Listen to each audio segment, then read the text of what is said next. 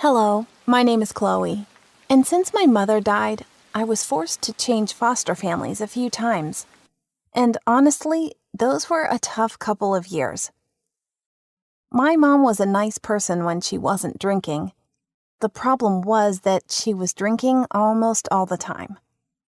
Honestly, everyone in our family hated her and didn't want to have anything to do with her because she was always asking for money and causing problems for everyone. So we had almost zero contact with anyone else. When I was 14, she went into the hospital and, well, she died. I couldn't believe it, and I was in, a haze. So it was hard to understand what to do next. At first, they wanted me to move into my grandfather's house, but he said he never wanted anything to do with my mother or me. He didn't even come to the funeral. Almost no one did. In fact, it was only me and her brother's family. He had a wife and a daughter a year younger than me. Nobody even talked, and I felt so alone. The family of my uncle decided to take me in, although honestly, they really didn't want to. I didn't want to either, because I knew they secretly hated me and my mom. They had all these rules for me that they never had with their own daughter. We shared a room, and she would get angry if I touched her stuff, although I needed some of it. For example, once I really needed socks because each pair I had was old and had holes. So I borrowed hers, and I didn't have time to ask because I was late. Later, she told her parents that I was stealing her stuff, and they got angry at me, even though I tried to explain myself. I didn't want to spend time at home, so I would stay out late into the night. And when I would come home, my uncle would be angry at me, and then they would let me do even less.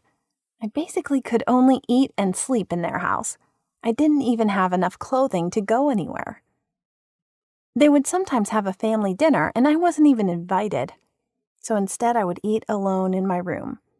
It wasn't like they were openly against me being with them, but secretly they were. The only thing that helped was my friends from other cities. We talked through Facebook. They would really help me when I was feeling down or when I wanted to cry, which was almost always. Because the conditions were bad in the house and they didn't have enough money to take care of me, soon I was put into foster care. Suddenly I was living in a completely different house with a completely different family, and it was even crazier. These two, Mr. and Mrs. Collins, had two other foster children, and they were kind of nervous and aggressive. They would look at me like I was their enemy, and we never talked. At the same time, the Collinses would shout at each other all the time, like they shouted more than they talked. They were constantly arguing, and I was wondering how people like them could become foster parents. They probably did it for the money because they didn't provide us with anything more than food. They were strict, too. They even took our phones away, so I lost all of my online friends as well. They only allowed us to use the fridge until a certain time of day. So if we got hungry, we had to just deal with it. But we didn't, and that was how my friendship with my new foster siblings began. One evening, Dylan, a boy who was living with us, got grounded and they wouldn't let him eat for half a day or something. Dylan was laying in his bed and he was so hungry he couldn't move. So I asked another boy, Andrew, about sneaking into the kitchen and getting Dylan some food.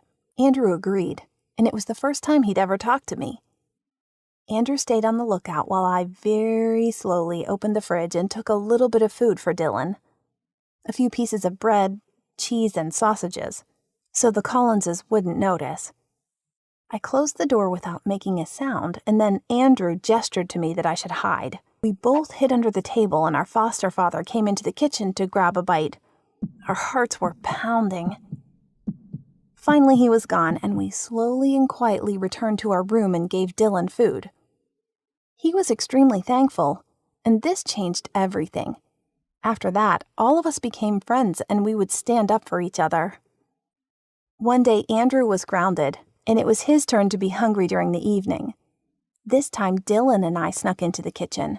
Dylan accidentally hit a chair with his foot, and our foster parents came looking to see what was going on.